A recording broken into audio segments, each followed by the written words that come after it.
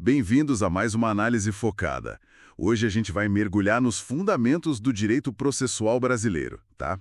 Vamos usar como base trechos da obra clássica Teoria Geral do Processo. A ideia aqui é entender melhor como a sociedade se organiza para resolver conflitos e, claro, buscar justiça. Para começar, vamos pensar um pouco.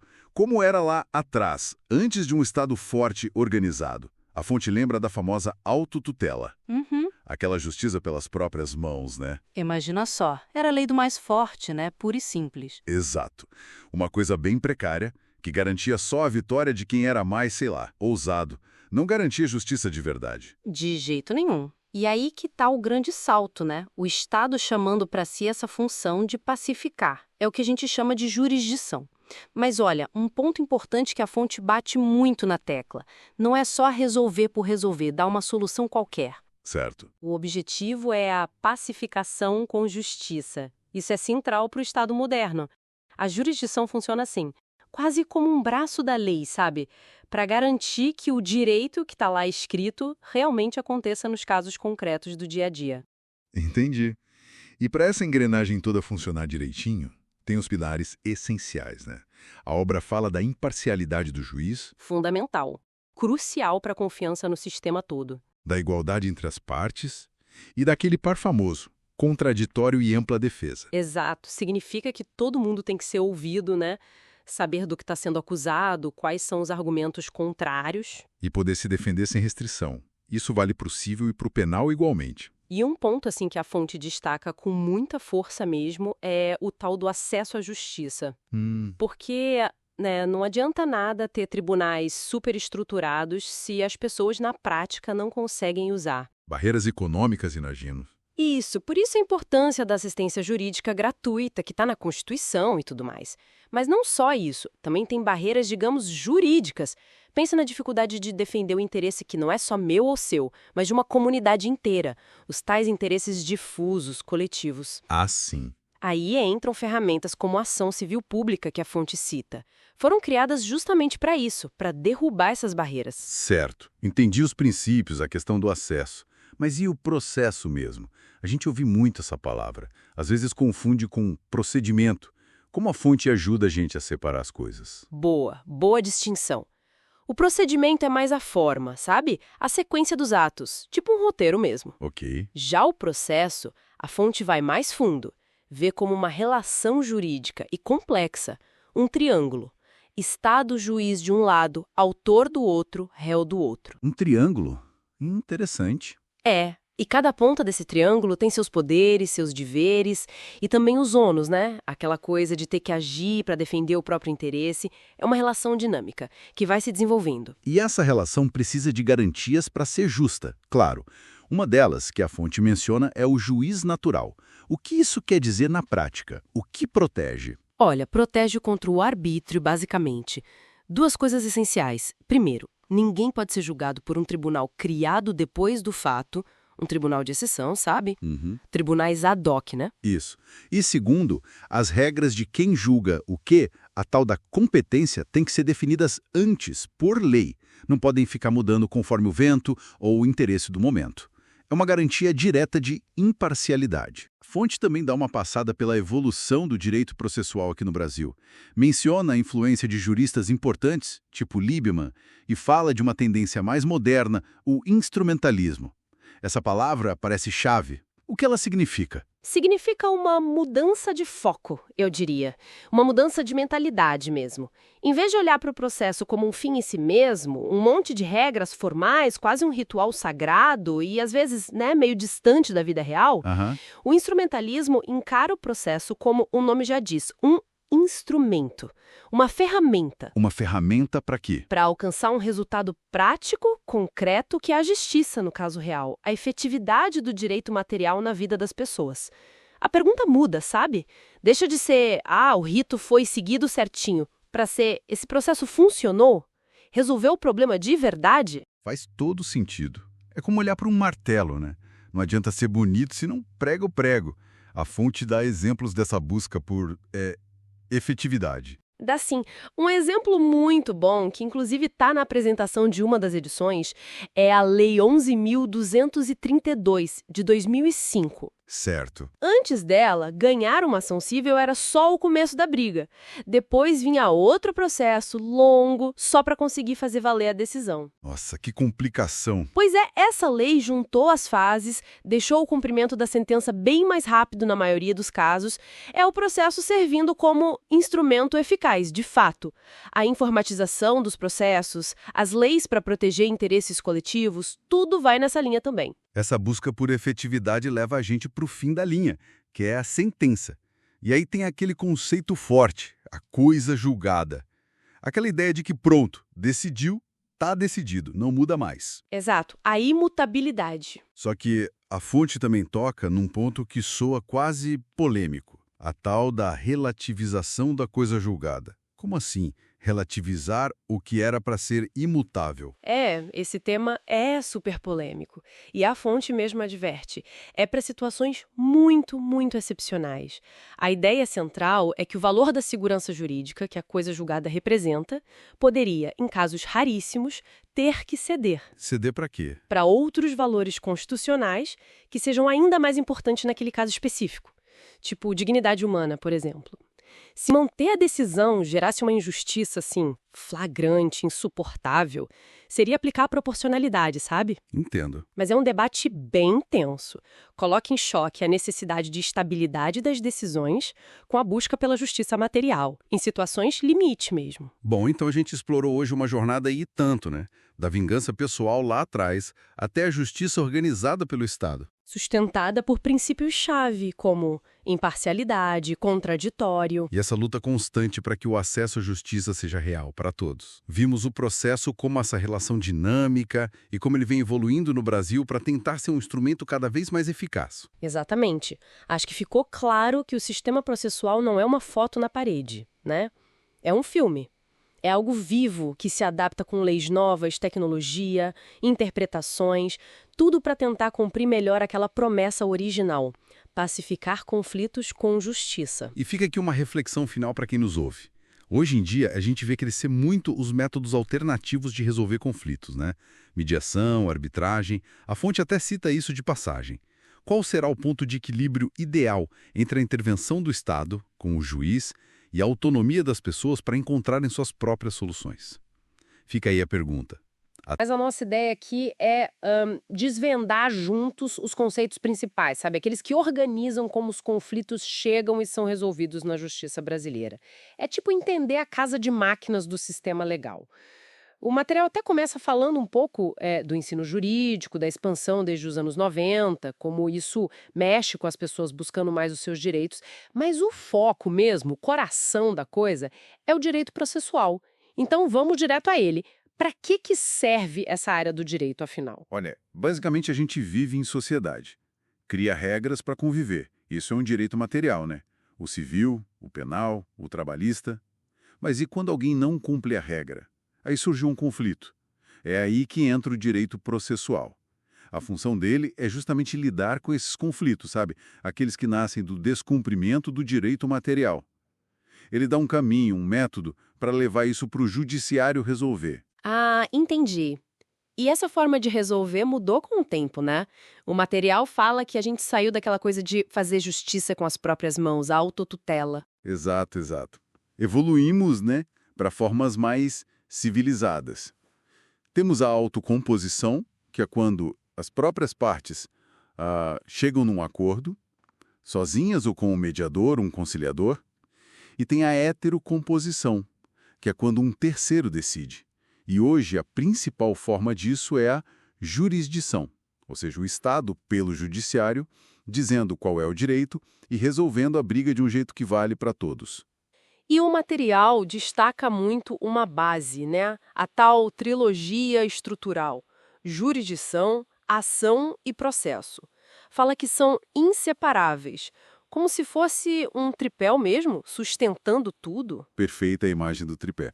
A jurisdição é isso, o poder e também o dever do Estado juiz de resolver o conflito, de dizer o direito naquele caso específico, para pacificar as coisas. Só que, normalmente, esse poder não começa a funcionar sozinho. É aí que entra a ação, né? Pelo que eu li.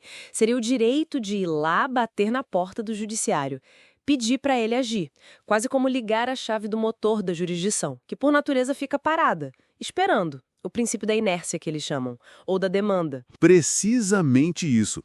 O judiciário espera ser chamado. E o processo? Bom, o processo é o como, é o instrumento, o método. Aquela sequência de atos que a lei organiza, sabe? É por onde a jurisdição atua e a ação caminha. É o caminho formal, com regras claras, para a decisão ser tomada.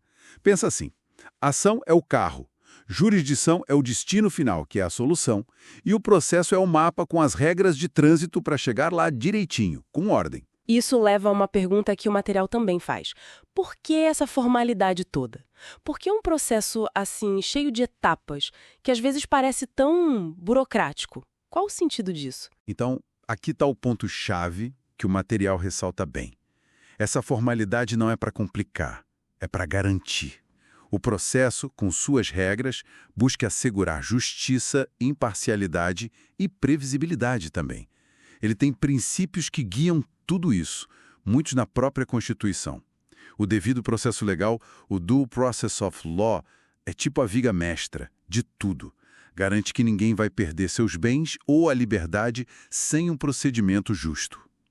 E o que seria esse procedimento justo na prática? Inclui direitos essenciais, o contraditório, por exemplo, que é o direito de saber o que o outro lado está dizendo e poder responder, né? A ampla defesa, poder usar todos os meios legais para se defender, garante também um julgamento por um juiz que seja competente e imparcial. É o princípio do juiz natural.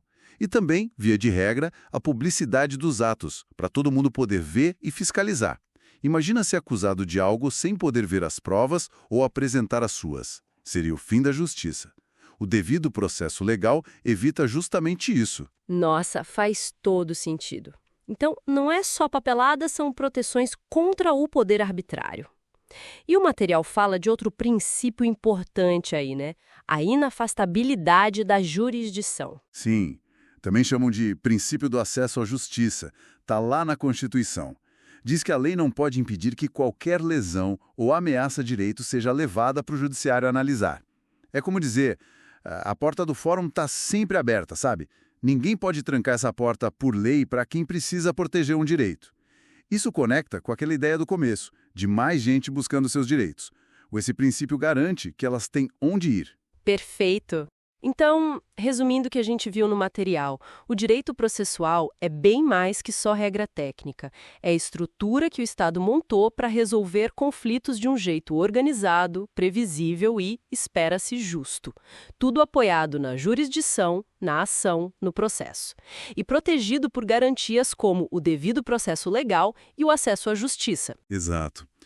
E, a partir dessa leitura toda, fica uma reflexão interessante, né? Como que esse sistema, com essa estrutura formal, essas garantias todas tão importantes, como ele consegue no dia a dia equilibrar essa necessidade de ordem, de segurança jurídica, com a busca por uma justiça que realmente faça sentido naquele caso concreto, na vida real das pessoas, onde que a aplicação técnica da regra encontra, ou deveria encontrar, a necessidade humana por uma solução que pareça efetivamente justa para aquela situação específica.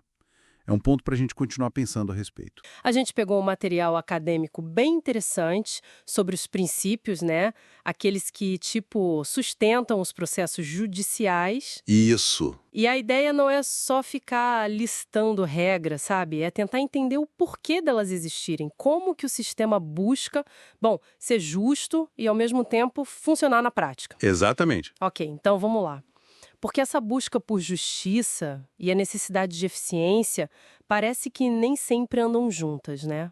Esse é um ponto crucial para começar. Olha, o direito processual, ele é, na essência, o Estado agindo, né? Exercendo o poder de julgar. Certo. E ele está totalmente ligado ao direito constitucional. É de lá que vêm as garantias mais importantes, tipo o devido processo legal. E também se conecta com o direito administrativo. Porque, assim, mesmo que o Estado tenha funções diferentes, legislar, administrar, julgar, o poder é um só, entende? O processo é uma forma desse poder do Estado se manifestar. Ah, entendi. Então, mesmo olhando para um caso específico, a gente está sempre de olho na estrutura maior do Estado. E um desses pilares que você falou que vem da Constituição é o famoso princípio do devido processo legal. O que ele quer dizer na prática, assim, além de só seguir o script do processo? Olha, significa muito mais do que só seguir etapas. A essência mesmo, que está lá no artigo 5º da Constituição, é garantir um tratamento justo e fundamentalmente digno para todo mundo que está envolvido. Digno. A dignidade da pessoa humana, que é, bom, um fundamento da República, né? E o Código de Processo Civil reforça isso no artigo 8º. Ela funciona como um filtro. Quer dizer, um processo só é realmente devido se ele respeitar a dignidade de todos, das partes, das testemunhas, de qualquer pessoa ali. Ah, então não é só cumprir tabela. Tem que ter essa base ética, esse respeito. Faz muito sentido. Isso me leva a pensar na participação das pessoas no processo. Como que o princípio do contraditório entra aí? Entra diretamente. O contraditório, que também está no artigo 5º da Constituição, é basicamente a garantia de que o processo seja democrático. Garante que ninguém vai ser pego de surpresa por uma decisão sem ter tido a chance de ser ouvido antes, de dar seus argumentos, de tentar influenciar o juiz. É o direito de saber e de poder reagir, né? Sei. E como que isso funciona para evitar essas surpresas? Eu já ouvi falar de uma regra que proíbe a tal da decisão surpresa. Exatamente isso. O artigo 10 do Código de Processo Civil proíbe o juiz de decidir com base em algum ponto que as partes não tiveram chance de discutir antes. Entendi. Isso é uma garantia direta do contraditório. E se liga com outra coisa essencial: a boa-fé processual, lá do artigo 5º do CPC. O processo exige que todo mundo jogue limpo, seja leal. Não adianta só participar. Tem que participar de forma honesta, transparente. É o que a gente chama de devido processo leal. Devido processo leal. Gostei disso. Amarra bem a participação com a ética, né? Exato. E por falar em transparência, tem o princípio da publicidade. A gente vê muito isso hoje com as transmissões do STF, né? Algo que até chama atenção lá fora. Quais são os efeitos disso tudo? Por um lado, a publicidade, garantida na Constituição, traz transparência. Permite que a sociedade controle o judiciário e até ajuda a divulgar conhecimento jurídico. Temas super complexos, tipo demarcação de terra indígena, acabam chegando para o público geral. Verdade. Mas, por outro lado, tem a preocupação com a espetacularização, sabe? O risco das decisões serem pensadas mais para agradar a opinião pública do que pela técnica. E talvez até atrapalhar um pouco a dinâmica interna dos tribunais, inibir um debate mais franco entre os juízes ali dentro. É um equilíbrio bem delicado mesmo. E pensando em estabilidade, como é que o sistema lida quando os tribunais mudam de ideia sobre alguma interpretação? Quem confiou numa decisão antiga pode ser prejudicado assim do nada. Ótima pergunta. Aí entra o princípio da proteção da confiança, que vem da ideia de segurança jurídica. A lógica é, se alguém agiu de boa fé, confiando numa interpretação que já estava consolidada nos tribunais, essa pessoa não pode ser pega de surpresa por uma mudança radical sem nenhuma proteção. Faz sentido. Por isso, o Código prevê lá no artigo 927 que quando os tribunais mudam uma jurisprudência importante, o tal do overruling, eles precisam pensar em modular os efeitos, ou seja, decidir a partir de quando essa nova regra vai valer. O caso famoso da demarcação da Raposa Serra do Sol é um exemplo. O STF definiu regras de transição para proteger situações que já existiam antes da decisão deles. Então a ideia é não mudar a regra no meio do jogo para quem confiou no sistema. Parece justo, né? Exatamente. E para conseguir entender e aplicar tudo isso, imagino que usem algumas ferramentas de interpretação. Sim, claro. Existem várias, né? Interpretação literal, histórica, sistemática. Mas só para dar um exemplo rápido, o método comparativo. Às vezes, olhar como outros países lidaram com problemas parecidos ajuda a gente a entender e aplicar melhor o nosso próprio direito. A ação monitória, por exemplo, que é um jeito mais rápido de cobrar algumas dívidas, veio lá do direito italiano. Saber disso ajuda a interpretar como ela funciona aqui. Que interessante como as coisas se conectam, né? Exato. O ponto central é que as normas do processo não são regras soltas. Elas formam um sistema, sabe? Interligado. E esse sistema é todo guiado por esses grandes princípios da Constituição que tentam equilibrar o tempo todo: eficiência, justiça e a proteção dos direitos das pessoas. Por isso que a gente tem que interpretar as normas olhando para o todo, para o sistema completo. É o postulado da unidade do código. Certo. Então, o que tudo isso quer dizer, no fim das contas, para a gente entender o que acontece num tribunal, por que uma decisão saiu de um jeito e não de outro, a gente tem que olhar para esses princípios. Eles são tipo a lógica por trás de tudo. Perfeitamente. É isso mesmo. E isso deixa a gente com uma reflexão importante, né? Hoje em dia, existe uma pressão enorme por processos mais rápidos, mais eficientes. Todo mundo quer agilidade. Sim. Mas, ao mesmo tempo, a gente tem esses princípios essenciais: dignidade, contraditório, boa-fé, proteção da confiança, que são, vamos dizer assim, a alma da justiça. E eles naturalmente pedem tempo, pedem cuidado para serem aplicados direito.